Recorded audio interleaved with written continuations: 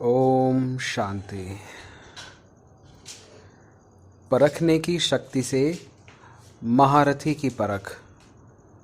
माया व प्रकृति के सब विघ्नों से पार कराने वाले विघ्न विनाशक, अष्ट शक्तियों का वरदान देने वाले शक्तिदाता, अपना सब कुछ बच्चों को समर्पित करने वाले सर्वस्व त्यागी और निष्काम सेवाधारी शिव बाबा बोले, जैसे बाप का आवाहन कर सकते हो, यानी कि बाप को बुला सकते हो, बाप को याद कर सकते हो, यानी सर्वशक्तिवान का आवाहन कर सकते हो, वैसे ही अपने में जिस समय जिस शक्ति की आवश्यकता होती है, क्या उस शक्ति का आवाहन कर सकते हो। यानी कि परमात्मा, यानी कि बाप, यानी कि परमात्मा, हायर पावर, जब भी कोई प्रॉब्लम आती है तो उसको याद करते हैं। ठीक उसी तरीके से परमात्मा कह रहे हैं कि अपने आप जिस समय जो शक्ति की आप कमी महसूस करते हो, क्या आप उस समय उसका आह्वान कर सकते हो। जैसे आप बुरे टाइम में मेरा आह्वान करते हो, मुझे याद करते हो। क्या कभी जैसे कोई पावर आपको कमी महसूस होती है अपने में, तो क्या उसका आह्वान कर सकते हो, यानी समाई हुई शक्ति को स्वरूप में ला सकते हो। यानी कि ये शक्ति सारी आपके अंदर है, बट उसको अपने स्वरूप में लाना, यानी कि उसको यूज़ में लाना।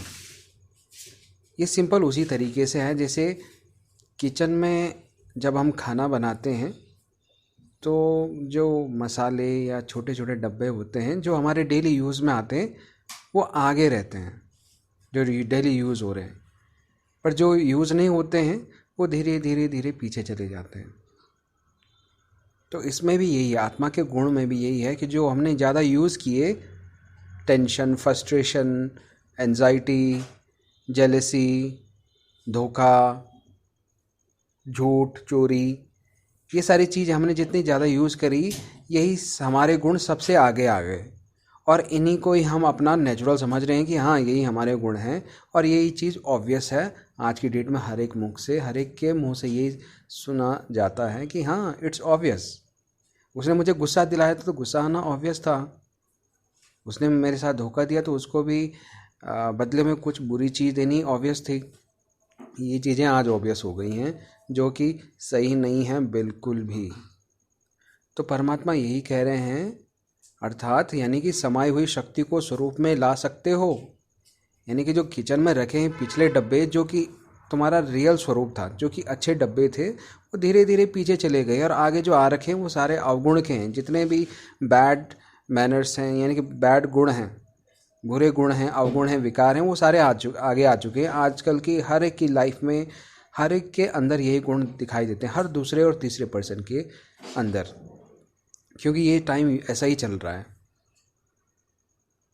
तो परमात्मा कह रहे हैं कि वो जो पिछले जो अच्छे डब्बे रखे थे, शहद के, अच्छी अच्छी चीज़ों के जो डब्बे हैं, शांति के, सुख के, शक्ति के, ज्ञान के, आनंद के, प्रेम के, सुख के, ये सारे तुम्हारे अंदर ऑलरेडी थे, तुम्हारे किचन में ऑलरेडी थे, बट तुम उनको नहीं देख रहे हो क्योंकि वो सबसे पीछे हैं। और आप सोच रहे हो कि आपके किचन में वो चीज़ है ही नहीं, और आप बाहर जा रहे हो खरीदने, वो बाहर से मिलने ही नहीं वाला है। जितना आप बाहर से खरीदोगे वो मिलेगी ही नहीं, क्योंकि वो अंदर रखी हुई है, बट वो दबी पड़ी है। तो ठीक इसी तरीके से हमारे आत्मा के जो गुण हैं ना, वो हमारे अंदर ही दबे हुए हैं। बस समय चाहिए और टाइम चाहिए उनको जगाने का। उनको जगाने का एक ही तरीका है, परमात्मा से अपना कनेक्शन बनाना। और जिस दिन ये कनेक्शन बन गया, कोई ज़्यादा टाइम नहीं लगेगा ये कनेक्शन बनाने के लिए। सपोज़ करो आप हो और आप अपने आप को भिखारी समझ रहे हो, तभी कोई कहता है कि नहीं तू भिखारी नहीं है, तू मेरा बच्चा है, जो कि एक करोड़पति आदमी है जिसके पास सब कुछ है। तो उस टाइम पे एक सेकंड में आपकी जो मेंटालिटी है, आपका जो बिहेवियर है, वो चेंज हो जाएगा, क्योंकि आप अपनी वास्तविकता जानते हो कि हाँ मैं तो करोड़पति का बेटा हूँ, है ना। तो इसी तरीके से आपकी मेंटालिटी, आपका बिहेवियर, आपका बोल, आपका चाल चलन, स्वभाव एकदम चेंज हो जाएगा, सेकंड भी नहीं लगेगा। ठीक इसी तरीके से परमात्मा कह रहे हैं कि जो तुम अपने आप को समझ रहे हो वो तुम नहीं हो। तुम हो शक्तिशाली, शांत स्वरूप, ज्ञान स्वरूप, आनंद स्वरूप, प्रेम स्वरूप, खुश और सुखी आत्मा। ये परमात्मा खुद हमें कह रहे हैं। ये गुण हमारे अंदर हैं। जिस दिन ये जगा लिए और परमात्मा से वो कनेक्शन बना दिया तो सेकंड भी नहीं लगेगा। ये सारी चीज़ें ऑटोमेटिकली तुम्हारा व्यवहार, तुम्हारा चाल चलन, तुम्हारा बोल, तुम्हारी मेंटालिटी, तुम्हारा माइंडसेट, जितनी भी चीज़ें हैं वो एकदम से चेंज हो जाएंगी। तुम्हारा देखने का जो नज़रिया है ना, पर्सपेक्ट, वो एकदम सा चेंज हो जाएगा। जैसे चेंज होगा तो वैसे ही तुम्हारे बोल निकलेंगे, तुम्हारी वाणी में तुम्हारे हर शब्द ऐसे ही निकलेंगे।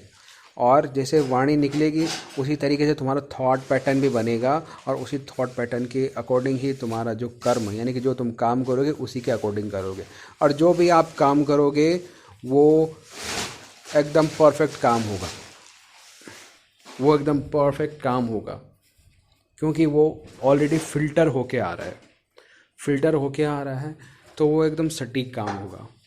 एक जो विचार भी होगा वो भी सटीक होगा, वेस्ट थॉट नहीं होगा, फालतू विचार नहीं होगा, कोई साधारण विचार नहीं होगा। जब सही टाइम पे सही विचार आएगा तो आपका टाइम वेस्ट होगा ही नहीं, फालतू एनर्जी आपकी लॉस होएगी नहीं। जब ये चीज़ें नहीं होंगी तो तुम्हारा जो अतिरिक्त टाइम है तुम परमात्मा के साथ अपना कनेक्शन को, अपने आप को एम्पावर करने में लगा दोगे। जब इस तरीके से बनोगे और तुम्हारे कर्म भी इसी तरीके से बनेगा, यानी कि जो कर्म करोगे वो एकदम सटीक होगा, तो उसका फल भी मिलेगा ही मिलेगा, 100% मिलेगा ही मिलेगा। और उसका जो फल होगा वो कभी बुरा हो ही नहीं सकता।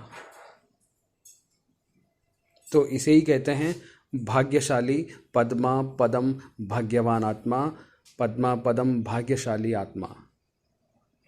तो इस तरीके से ये गुण अपने आप अपने अंदर जगाओगे, परमात्मा के साथ अपना वो कनेक्शन बनाओगे जो कि काफ़ी आसान है। कुछ लगाने की ज़रूरत ही नहीं है, कुछ इन्वेस्टमेंट करने की ज़रूरत ही नहीं है, 1 घंटा 2 घंटा लगाने की भी ज़रूरत नहीं है। बस सही टाइम आपको चुनना पड़ेगा। वो सही टाइम है ब्रह्म मुहूर्त, जिसे अमृत वेला कहा जाता है। अमृत वेला यानी कि उस टाइम पे अमृत मिल रहा है, उस टाइम पे अमृत मिल रहा है जिससे आप अमर हो सकते हो। ब्रह्म मुहूर्त यानी कि एक फिजिक्स में भी कहा जाता है कि इस टाइम पे हमारा जो सबकॉन्शियस माइंड है वो काफ़ी फर्टाइल लैंड की तरह होता है। उस टाइम पे जो बीज, जिस तरीके का भी थॉट या बीज उसमें आप डालोगे वो ग्रो होगा ही होगा, और वो इतना ग्रो होगा कि एक दिन एक पेड़, एक विशाल वृक्ष बन जाएगा। चाहे फिर आप बुरा थॉट डालो, चाहे एक पॉजिटिव थॉट डालो, वो विकसित होगा ही होगा। तो ये ब्रह्म मुहूर्त में आपका जो सबकॉन्शियस माइंड है, अवचेतन मन है, वो एक फर्टाइल लैंड की तरह होता है। उसमें जो डालोगे वही बनोगे। तो परमात्मा यही कह रहे हैं कि इस ब्रह्म मुहूर्त में, इस अमृत वेला में 4 से 5 बजे के बीच में अगर कोई उठता है और मुझसे कनेक्शन इस्टेब्लिश करता है तो उसको वो सारी चीज़ें प्राप्ति होती है। और मैं देने के लिए ही बैठा हूँ, तुम लो, बस उठो तो सही। मेरे से मांगने की ज़रूरत नहीं है, बस उठो, याद करो, वो कनेक्शन बनाओ। देने के लिए मैं तैयार हूँ। अगर तुम एक कदम हिम्मत का मेरी तरफ बढ़ाओगे तो मैं पद्मा पदम गुणा, यानी कि पदम गुना आगे बढ़कर तुम्हारी मदद करने के लिए आ रहा हूँ। तो परमात्मा यही कह रहे हैं, क्योंकि कह रहे थे समाई हुई शक्ति को स्वरूप में ला सकते हो। परमात्मा पूछ रहे हैं समाई हुई शक्ति यानी कि जो हमारे आत्मा के गुण हैं। जैसे बाप को अव्यक्त से व्यक्त में लाते हो, अव्यक्त से व्यक्त में, यानी कि अव्यक्त यानी कि सोल कॉन्शियस, सोल से लेके कुछ फिजिकल एंटिटी में लाते हो।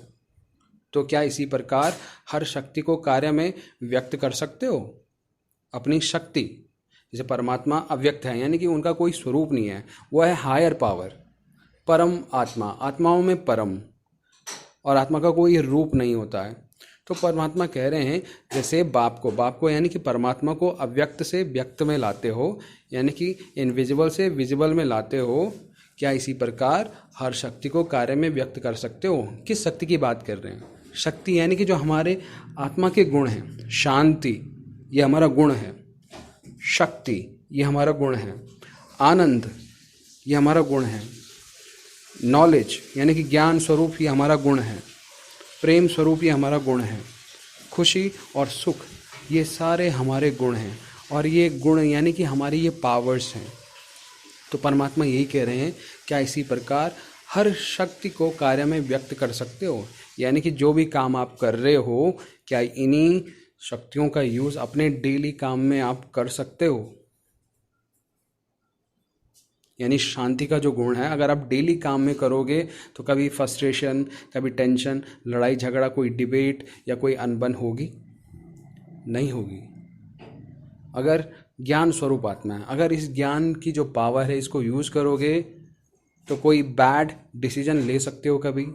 कभी आपकी बुद्धि कोई गलत सोच या गलत डायरेक्शन में जा सकती है? नहीं जा सकती है। आनंद स्वरूप यानी कि कोई सी भी कंडीशन आ जाए, कैसी भी परिस्थिति हो, उसमें आनंद स्वरूप हमारा गुण है। ये हमारा नेचुरल गुण है, हमारे आत्मा का गुण है। तो इस तरीके से आनंद स्वरूप गुण को अपने बिहेवियर में, इस फिजिकल वर्ल्ड में भी यूज़ किया तो कभी कोई सी भी प्रॉब्लम आ जाए, आप दुखी हो गए, अपसेट हो गए, डिप्रेशन, एंजाइटी, टेंशन, ये सारे गुण आएंगे आपके अंदर? नहीं आएंगे, क्योंकि आप अपने गुणों को यूटिलाइज कर रहे हो। और ये जो गुण हैं ये बढ़ते जाते हैं जब आप अपना कनेक्शन बना लेते हो, योग शक्ति से, परमात्मा से स्ट्रॉन्ग कनेक्शन बनाते हो, जिसे कोई भी अन्य शक्ति डगमगा नहीं सकती। तो ये जो गुण हैं, ये गुणों की शक्ति परमात्मा से आपके अंदर बढ़ती जाती है, बढ़ती जाती है, बढ़ती जाती है। तो परमात्मा यही कह रहे हैं, क्या इसी प्रकार हर शक्ति को कार्य में व्यक्त कर सकते हो? क्योंकि अब समय है सर्व शक्तियों को व्यक्त करने का और प्रसिद्ध करने का। जब प्रसिद्ध होगी तभी शक्ति सेना के विजय का नारा बुलंद होगा। यानी कि जब प्रसिद्धि होगी, प्रसिद्धि यानी कि औरों को भी बांटना है। जो ये शक्ति हमारे अंदर आ रही है परमात्मा से, वो शक्ति औरों को भी देना है, औरों को भी शांति, सुख, पवित्रता, ज्ञान, ये जो ज्ञान भी देना है और ये एक्सपीरियंस उनको भी कराना है। वो ये एक्सपीरियंस तभी करा सकते हैं हम दूसरों को जब हमने खुद वो एक्सपीरियंस किया है या किया हो और दूसरे ने एक्सपीरियंस कर लिया। देखो, एक होता है समझना और एक होता है एक्सपीरियंस करना। समझना समझ सकता है, कोई भी समझ सकता है कि हाँ पूजा करना अच्छी बात है या सच बोलना अच्छी बात है, ये हुआ समझना। लेकिन उसको धारण करना, सच बोलना, हमेशा सच बोलना अच्छी बात है, पर उसको धारण करना यानी कि अपने गुणों में लाना, उसको अपने कर्मों में लाना। यानी कि सच बोलना एक अच्छी बात है, ये समझना हुआ। इसको कर्मों में लाना यानी कि अपने बिहेवियर में भी लाना। किसी से झूठ नहीं बोलना, या जो भी काम कर रहे हो तुम हर दिन उसमें सच्चाई से काम कर रहे हो, ट्रांसपेरेंसी से काम कर रहे हो, तो वो हुआ उसका धारणा। तो परमात्मा यही कह रहे हैं, क्योंकि अब समय है सर्व शक्तियों को व्यक्त करने का तथा प्रसिद्ध करने का। जब प्रसिद्धि होगी तब ही शक्ति सेना के विजय का नारा बुलंद होगा। इसमें सफलता का मुख्य आधार है परखने की शक्ति। इसमें होती है परखने की शक्ति। जब परखने की शक्ति होगी तो ही अन्य शक्तियों से भी कार्य ले सकती हो। परखने की शक्ति कम होने और शक्तियों के युक्ति युक्त काम में न लाने से सदा सफलता मूर्त नहीं बन सकते हो। यानी कि जो परखने की शक्ति है, इसको अगर यूज़ नहीं किया तो सफलता मूर्त नहीं बन सकते हो। जो आप चाहते हो वो नहीं हो पाएगा। अष्ट शक्तियाँ अब प्रत्यक्ष रूप में दिखाई देनी चाहिए। जो बताए ना, आत्मा के जो गुण होते हैं वो गुण अब प्रत्यक्ष दिखने चाहिए, स्पष्ट क्लियरली दिखने चाहिए। महावीर की निशानी यही है कि अष्ट शक्तियाँ हर समय प्रत्यक्ष रूप में नजर आएं। ऐसी आत्माएं ही अष्ट रत्नों में आ सकते हैं। पुरुषार्थ में भी अंतर क्या है? पुरुषार्थ यानी कि जो हम मेहनत कर रहे हैं, मेहनत यानी कि अपने को बॉडी कॉन्शियस से हटकर सोल कॉन्शियस में इमर्ज करना और परमात्मा से अपना कनेक्शन इस्टेब्लिश करना योग शक्ति से। तो ये एक तरीके का पुरुषार्थ है जो कि एक डिफरेंट टाइप का पुरुषार्थ है, यानी कि प्रयास है, एक काम है, एक कर्तव्य है। तो पुरुषार्थ में अंतर क्या है जिससे कि परख सको कि महारथी की स्टेज पर हो या घुड़सवार की स्टेज पर हो। यानी कि परखना यानी कि अपने आप को परखो कि आपका जो लेवल है वो कौन से लेवल पे है, क्योंकि ये एक योद्धा है, यानी कि एक क्या युद्ध स्थल है। ये जो दुनिया है ये एक कलयुग की दुनिया है और यहाँ पे सभी के सभी वॉरियर हैं, यानी कि योद्धा हैं। और इस योद्धा में अपने आप को परखना है कि आप कौन से लेवल के योद्धा हैं, कौन से लेवल के वॉरियर हैं। या आप सिविल वॉरियर हैं, यानी कि आर्मी हो जो आप धरती पर लड़ते हैं, या एयरफोर्स वाले हो जो वायु में लड़ते हैं, या नेवी वाले हो, यानी कि यहाँ पे अलग अलग डिपार्टमेंट हैं। तो अपना भी खुद चेक करो कि आपका जो महारथी की स्टेज पर कौन सी स्टेज पर हो, घुड़सवार पर हो या धरती पर चलने वाले योद्धा हो। विशेष अंतर यह होगा कि जो महारथी होगा वह कोई भी समस्या या आने वाली परीक्षा को आने से पहले ही कैच करेगा। यानी कि जो महारथी होगा वो कोई भी परीक्षा या कोई भी ऐसा विघ्न आता है, कोई भी ऐसी प्रॉब्लम या सर्कमस्टांसेस, कोई भी ऐसी सिचुएशन आती है, उसको पहले ही भांप लेगा, महसूस कर लेगा, उसको कैच करेगा। विघ्नों को पहले से ही कैच करने के कारण वह तूफान, वह समस्या को सामने आने ना देगा। जिसको पता है कुछ भी होने वाला है तो उसको पहले ही रोक सकता है। जैसे भूकंप आते हैं, भूकंप के बाद हम रिएक्टर स्केल्स पे चेक करते हैं कि हाँ भूकंप आने वाला है। अगर भूकंप का पहले से ही पता हो तो कुछ ना कुछ ऐसे साइंस ने इतनी तरक्की कर ली है, कुछ ना कुछ ऐसे तरीके निकाल सकते हैं जिससे वो हो ही ना। बट ये तो नेचर का रूल है, टेक्टोनिक्स, प्लेट टेक्टोनिक्स का रूल है, वो तो होगा ही। बट यहाँ पे परमात्मा क्या कह रहे हैं, जो महारथी होगा वो कोई भी समस्या या आने वाली परीक्षा को आने से पहले ही कैच करेगा। महारथी यानी कि जो पूरी तरीके से सोल कॉन्शियस हो चुका है, यानी कि सारे काम भी करने हैं।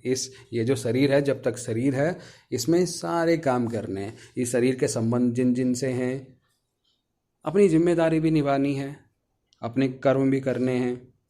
बट वो सोल कॉन्शियस में रहकर अपने आप को बॉडी नहीं समझना है, क्योंकि बॉडी है एक विनाशी चीज़, यानी कि इसका विनाश होना ही है। इसका जन्म हुआ है तो इसका विनाश होगा ही होगा। इसका मतलब बॉडी है टेम्परेरीली, बट जो सोल है वो अविनाशी है, अजर अमर अडोल है। तो अपने आप को जब उस सोल कॉन्शियस लेवल पर अपने आप को पाओगे, उस लेवल तक लेके जाओगे, तो कोई भी परीक्षा हो, कोई भी ऐसी प्रॉब्लम हो, उसको आने से पहले ही कैच कर लोगे। और विघ्नों को पहले से ही कैच करने के कारण वो तूफान, वो समस्या को सामने आने नहीं देगा, क्योंकि जो पहले ही समझ जाएगा वो उन्हें आने ही नहीं देगा। जैसे आजकल साइंस का रिफाइन रूप कौन सा है, दूर से पहले ही मालूम पड़ जाता है। पहले से ही मालूम पड़ जाने के कारण सेफ्टी यानी कि सुरक्षा के साधन अपना लेते हैं। दुश्मन आए और फिर उससे लड़कर विजय प्राप्त करें, इसमें भी टाइम लग जाता है ना।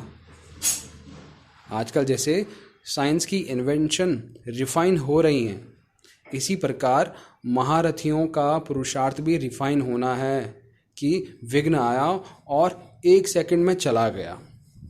और यह भी महारथियों की स्टेज नहीं है, यानी कि 1 सेकंड भी ना लगे। महारथी तो विघ्न को आने ही नहीं देंगे, यानी कि महारथियों को लड़ने की ज़रूरत ही नहीं है। जिनको पता है ये विघ्न आने वाला है उसको पहले ही ख़त्म कर देते हैं। तो महारथी तो विघ्न को आने ही नहीं देंगे, यानी 1 सेकंड भी उसमें वेस्ट नहीं करेंगे। जब निरंतर योगी कहते हो तो निरंतर का अर्थ क्या है? योगी यानी कि योग, योग यानी कि जोड़, जोड़ क्या? आत्मा का परमात्मा से जोड़। तो जब आप अपने आप को निरंतर योगी कहते हो तो निरंतर का अर्थ क्या है? निरंतर का अर्थ है 1 सेकंड का भी अंतर ना पड़े। निरंतर यानी कंटिन्यूअसली, कंटिन्यू, तो उसको कहते हैं निरंतर। 1 सेकंड का भी अंतर ना पड़े।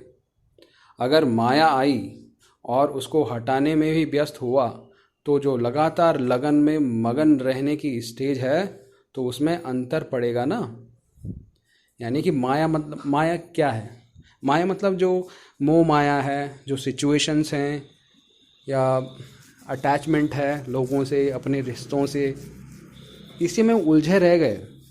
तो जो कंटिन्यूअस चल रहा है, परमात्मा से जो कनेक्शन तुम्हारा बना है, सपोज करो तुम हमेशा परमात्मा को याद कर रहे हैं, अपनी एनर्जी को इम्प्रूव कर रहे हैं, अपने आप को एम्पावर कर रहे हैं, बट आपकी फिजिकल लाइफ में कोई ऐसी समस्या आ गई, ऐसी प्रॉब्लम आ गई जिससे आप डिस्टर्ब हो गए, तो वो कनेक्शन डिस्टर्ब हो गया ना। आप सोच रहे हैं कि यार ये प्रॉब्लम मेरी लाइफ में क्यों आ रही है, तो वो कनेक्शन जो परमात्मा से बना था कुछ टाइम के लिए डिस्टर्ब हो गया, तो वो कंटिन्यू नहीं रहा। जब कंटिन्यू नहीं रहा तो आप क्योंकि उसी प्रॉब्लम को हटाने में व्यस्त हो गए, तो वो माया के ही अलग अलग रूप हैं। टेंशन, डिप्रेशन, गंदी चीज़ें देखना या उनका सेवन करना, ये सारे माया के ही अलग अलग रूप हैं। ये क्या करती है? ये पहले तुम्हारा जो कनेक्शन है ना परमात्मा से, उस कनेक्शन से तुम्हें हटाती है, यानी परमात्मा से तुम्हें दूर करती है। जब दूर करती है तो उसके बाद तुम्हें अच्छे ढंग से पीटती है, तुम्हें मारती है। क्योंकि कोई दुश्मन भी है, हम भी देखते हैं कोई हमारा दुश्मन है और उसको हमसे बदला लेना हो तो सबसे पहले हमारा जो अपना है, जो हमारा बचाव कर सकता है, जो हमारी मदद कर सकता है, सबसे पहले उससे हमें दूर करेंगे ताकि कोई बचाने वाला ना हो, और फिर हमें मारते हैं। ठीक उसी तरीके से माया भी जो हमारा कनेक्शन परमात्मा से है, सबसे पहले हमें डिस्टर्ब करती है ताकि वो कनेक्शन डिस्टर्ब हो जाए, डिसकंटिन्यू हो जाए, और उसके बाद वो अपना प्रभाव पूरी तरीके से आपके ऊपर डाले। तो परमात्मा यही कह रहे हैं, अगर माया आई और उसको हटाने में ही व्यस्त हुआ तो लगातार लगन में मगन यानी लगन यानी कि परमात्मा से कनेक्शन, और मगन यानी कि उसी में फुली कंसंट्रेट हो। लगन में मगन रहने की स्टेज है तो उसमें अंतर पड़ेगा ना। यानी कि कोई प्रॉब्लम आई आपकी लाइफ में और आप उसी में ही व्यस्त रह गए कि मेरी लाइफ में ये प्रॉब्लम है, उसको हटाने में लग गए, तो परमात्मा से जो कनेक्शन बना था वो डिस्टर्ब हो जाएगा, और डिस्टर्ब होने से जो लगन है उसमें मगन न रहने की वजह से उसमें अंतर आएगा। तो परमात्मा यही कह रहे हैं, महारथी यानी ऐसा महान पुरुषार्थ करने वाले, दूर से भगाने का पुरुषार्थ ही महारथीपन की निशानी है। यानी कि जो दूर से भी कोई भी माया आई, किसी भी टाइप की माया का स्वरूप आया, उसको दूर से ही भगाने का जो पुरुषार्थ है वही महारथीपन की निशानी है। दिन प्रतिदिन आप लोग भी अनुभव करेंगे, कोई भी विघ्न आने वाला है तो बुद्धि में संकल्प आएगा कि कुछ होने वाला है। फिर जितना जितना योग युक्त और युक्ति युक्त होगा उसे उतना ही आने वाला विघ्न स्पष्ट रूप में नजर आएगा। यानी कि जितना जितना योग युक्त यानी कि कनेक्शन जितना इस्टेब्लिश पावरफुल रहेगा, और युक्ति युक्त यानी कि जितना चाहिए उतना ही यूज़, बुद्धि का जितना यूज़ चाहिए उतना ही यूज़, कोई वेस्टेज नहीं। जो संकल्प होगा वो एक्यूरेट होगा, जो कर्म होगा वो एक्यूरेट होगा, जो बोल होगा वो भी एक्यूरेट होगा, जो विचार निकलेगा वो भी एक्यूरेट होगा। यानी कि उसमें टाइम वेस्ट होगा ही नहीं, जो विचार निकला वो एक्यूरेट। तो परमात्मा कह रहे हैं जितना जितना योग युक्त और युक्ति युक्त होगा उसे उतना ही आने वाला विघ्न स्पष्ट रूप में नजर आएगा, ऐसा दर्पण तैयार हो जाएगा। समर्पण और सर्वस्व त्यागी किसको कहा जाता है? जो विकारों के सर्व वंश का भी त्याग करने वाले हैं। समर्पण और सर्वस्व त्यागी किसको कहा जाता है? जो विकारों के सर्ववंश, यानी कि जितने भी विकार हैं आपके अंदर, जितने भी बुरी आदत है, लत लगी है किसी चीज़ की, बुरी चीज़ देखने की, या जेलेसी, फ्रस्ट्रेशन, ये सारे जितने भी अवगुण हैं या जितने भी आपके अंदर अवगुण हैं, इनका सर्ववंश, जितने भी वंश हैं का, जो विकारों के सर्ववंश का भी त्याग करने वाले हैं।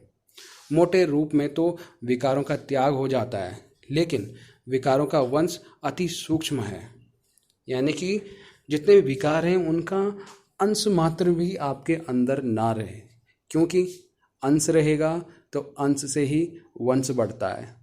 वंश यानी कि पीढ़ियां बढ़ती हैं, आगे आगे वो कंटिन्यू होता है, वहाँ से वो ग्रो हो सकता है। तो जितने भी विकार हैं उनका सर्ववंश का भी त्याग करने वाले हो। मोटे रूप में तो विकारों का त्याग हो जाता है, लेकिन विकारों का अंश अति सूक्ष्म होता है और उसका वंश सहित त्याग करने वाले ही महारथी यानी सर्वस्व त्यागी होगा। समझ गए? तो जितने विकार हैं उनको एकदम खत्म, अति सूक्ष्म लेवल पे, माइक्रो लेवल पे भी खत्म करना है, एकदम सर्वस्व का त्याग करना है। जब यहाँ वंश सहित सब विकारों का त्याग करते हैं तो वहाँ 21 वंश सहित निर्विघ्न और निर्विकार पीढ़ी चलती है। वहाँ कहाँ? जब ये वंश सहित सब विकारों का त्याग करते हैं, यानी कि हम अपने जितने भी विकार हैं, अवगुण हैं, सबका त्याग करते हैं, सारे वंश सहित सबको मिटा देते हैं, तो वहाँ यानी कि जो सतयुग दुनिया है, जो कलयुग के बाद आने वाली है, क्योंकि ये जो टाइम है ये है संगम युग, कॉन्फ्लुएंस एज, कलयुग के अंत का समय और सतयुग के स्टार्टिंग का समय के बीच में एक ट्रांजिशन पीरियड होता है, इसको बोलते हैं संगम काल। तो ये संगम काल है, संगम काल के बाद आएगा सतयुग। तो परमात्मा यही कह रहे हैं कि अगर यहाँ पे आपने सारे विकारों को खत्म किया तो वहाँ यानी कि सतयुग में जो हमारा आत्मा का घर है, परम धाम, वहाँ 21 वंश सहित निर्विघ्न और निर्विकार पीढ़ी चलती है, यानी कि 21 जन्म हम वहाँ पे जी सकते हैं। कहाँ पे? सतयुग में और परम धाम में। निर्विघ्न यानी कि कोई भी ऐसा विघ्न नहीं आएगा और कोई भी ऐसा विकार नहीं आएगा। 21 वर्षों तक हम वहाँ पर हमारी पीढ़ी चल सकती है। आधा कल्प देवी वंश चलता है और आधा कल्प विकारों का शूद्र वंश भी बढ़ता जाता है। तो इस वंश को समाप्त करने वाले ही 21 वंश सहित अपना देवी राज्य भाग्य प्राप्त करते हैं। अगर वंश के त्याग करते समय थोड़ी भी कमी रह जाती है तो वहाँ भी 21 वंश में थोड़ी कमी रह जाएगी। महारथी की यह निशानी है कि जब सर्वस्व अर्पण कर दिया तो उसमें तन, मन, धन, संपत्ति, समय, संबंध और संपर्क भी सब अर्पण किया ना, यानी कि सर्वस्व त्याग। यानी कि महारथी की यह निशानी है कि जब सर्वस्व अर्पण कर दिया तो उसमें तन, मन, धन, संपत्ति, समय, संबंध और संपर्क भी सब अर्पण किया। अगर समय भी अपने प्रति लगाया और बाप की याद या बाप के कर्तव्य में नहीं लगाया तो जितना समय अपने प्रति लगाया तो उतना समय कट हो गया। वहाँ का समय, जैसे भक्ति मार्ग में भी दान दी हुई वस्तु अपने प्रति नहीं लगाते हैं। कोई दान करते हैं तो वो दान वाली चीज़ अपने प्रति हम यूज़ नहीं करते हैं। ठीक इसी प्रकार यहाँ भी हिसाब किताब है। स्वयं की कमजोरी के लिए व स्वयं के पुरुषार्थ के लिए वस्तु लगाना, यह जैसे कि अमानत में ख़यानत हो जाती है। ऐसा महीन पुरुषार्थ महारथी की निशानी नहीं है। यानी कि जो हम लगा रहे हैं, अपने पुरुषार्थ में लगा रहे हैं, अपने आप को अच्छे करने में लगा रहे हैं, वो क्या है? अमानत में ख़यानत है। ऐसा महीन यानी कि माइक्रो लेवल का पुरुषार्थ महारथी की निशानी नहीं है। महारथियों को तो अब अपना सब कुछ विश्व के कल्याण में लगाना है, विश्व के कल्याण की बातें क्यों कर रहे हैं परमात्मा? क्योंकि परमात्मा, अगर आप परमात्मा से कनेक्शन बना चुके हैं तो परमात्मा सारी गुण, सारी शक्तियाँ साक्षात्कार करने की, प्रत्यक्षता करने की, अनुभव करवाने की सारी शक्तियाँ तुम्हें देते हैं। जब तुम वो शक्तियाँ लेते हो तो वो शक्तियाँ तुम्हें औरों के कल्याण में लगानी है, न कि बस मैंने ले लिया, बस मेरा सब कुछ सेट हो गया, बाकी दुनिया जाए भाड़ में। ये नहीं, ये माइक्रो लेवल का पुरुषार्थ है। तो ऐसा महीन पुरुषार्थ महारथी की निशानी नहीं है। महारथी को तो अब अपना सब कुछ जितना लिया है सब कुछ विश्व के कल्याण में लगाना है, तब तो महादानी और वरदानी कहा जाएगा। महारथी की स्टेज का प्रभाव ऐसा रहेगा जैसे कि लाइट हाउस का प्रभाव दूर से ही नज़र आता है। लाइट हाउस यानी कि कोई अंधेरी सी जगह है और सामने कोई लाइट हाउस है, किसी घर में, किसी ऊंची पहाड़ी की चोटी पर उजाला है, तो वहाँ से हर जगह वो उजाला फैल रहा है और दिख रहा है कि कहाँ से कहाँ जाना है। तो परमात्मा यही कह रहे हैं,